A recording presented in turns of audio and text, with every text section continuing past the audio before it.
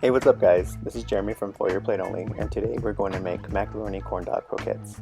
For this recipe, we'll make a delicious simple mac and cheese from scratch and utilize some leftovers for a perfect snack or appetizer. Fill up a small pot of water and we're going to add about 1 tablespoon of salt, give or take, and bring to a boil. When your water comes to a boil, carefully add in your macaroni and give it a quick stir. Cook the macaroni for about 6 minutes. While the macaroni is cooking, we're going to make a simple roux. In a separate pan on low heat, you're going to add your butter and melt it. Don't forget to keep stirring your macaroni to prevent it from sticking. Once your butter is fully melted, we're going to add in the flour and mix well until there are no more lumps. Once all the lumps are gone, you're going to want a smooth consistency and cook on low for about 2 minutes. This is what you call a blonde roux. When your 6 minutes is up for the macaroni, take it out and strain it. Make sure you save about 1 cup of the pasta water to use later. Normally I would add olive oil to the pasta to prevent it from sticking, but since we're going to use it right away, I'm not worried about it. After about 2 minutes, check on your roux and it should be done.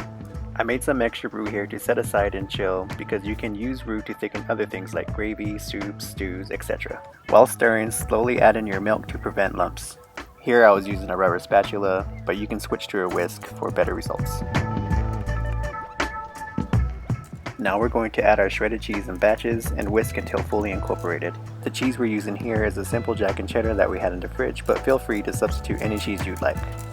If your sauce is looking too thick like mine is here, feel free to add some milk to it. It doesn't have to be warm because it's a small batch and it'll warm up right away. So going back to the subject of cheese, I personally like using a sharp cheddar. It adds really good flavor and color to your macaroni, and also Gruyere. It's just delicious.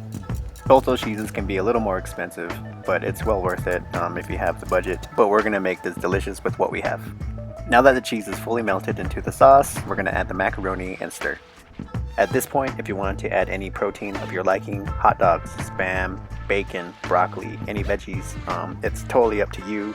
Really versatile, but now would be the time to do that. During this process, if it gets too thick, use their pasta water that you reserved earlier and add it to your macaroni. And now your macaroni is done. If you wanted to, you could serve it now, but we wanted to use our leftover hot dogs from the night before. We were going to make mini corn dogs on a stick, but we decided to make croquettes instead.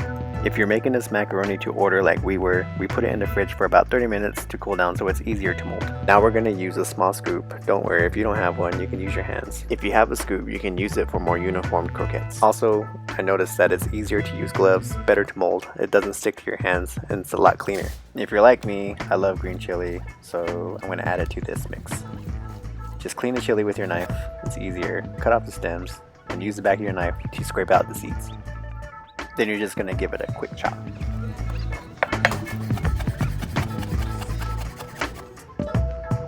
I added green chili to the last part of the mix for those who don't like green chili or can't tolerate spice. I only used 1 chili pod, but feel free if you really like spice to add, obviously, as much green chili as you want to. Place the croquettes in the freezer for about 30 minutes. Now where those are in the freezer, we're going to start on our corn dog batter. First, we're going to mix all the dry ingredients and mix well. The reason why we're putting the croquettes in the freezer is so when they're deep fried, they don't melt and fall apart. Now you're going to combine your milk and your egg and mix well. Wait to mix in your wet ingredients to your dry until you're ready to deep fry your croquettes, because the longer this sits, the thicker your batter will get. Again, if your batter gets too thick, feel free to add a little more milk. Lift the batter on top of itself, and once it starts holding its shape, that's called ribbon consistency, or better known as ribbon stage. About 15 minutes before your croquettes come out the freezer, add some canola oil into a pan and turn it on low. I used to have a deep frying thermometer, but that broke. But don't worry, if you don't have one, you can always test the heat of your oil by adding the batter into it first. If it takes about a minute to brown, then you're at the right temperature. After about 30 minutes, take your croquettes out the freezer. Add them into your batter, make sure they're coated well, shake off the excess batter, and then slowly add them into the oil. It's very important here that you're careful, because if you put too much oil in your pan, it does bubble and it could overflow. Also too, if your oil is smoking, that's an indicator that it's too hot. If it does get that temp, turn it off, let it cool down for a couple of minutes, and then continue to deep fry. When your oil is hot, turn your burner on low-medium to maintain temperature.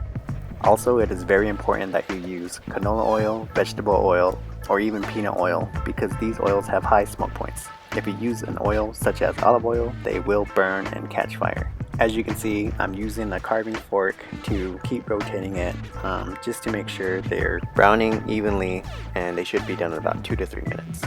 Perfect. And there you have it, ladies and gentlemen, perfectly browned cheesy macaroni croquettes with green chili and hot dogs.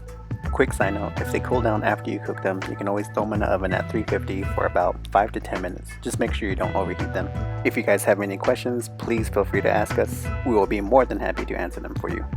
If there's anything that you guys want to know how to make, recipes, please feel free to ask us again in the comments, and we will be happy to make those videos for you. Thank you for watching For Your Plate Only.